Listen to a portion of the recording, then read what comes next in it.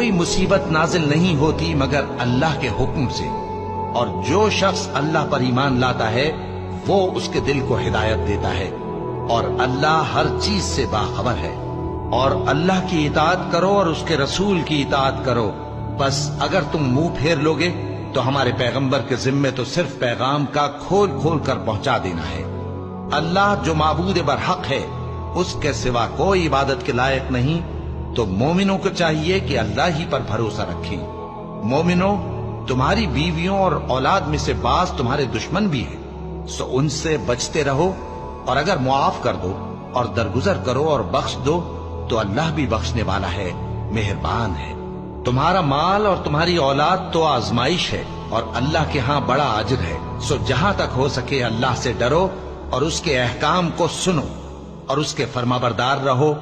اور اس کی راہ میں خرچ کرو، یہ تمہارے حق میں بہتر ہے۔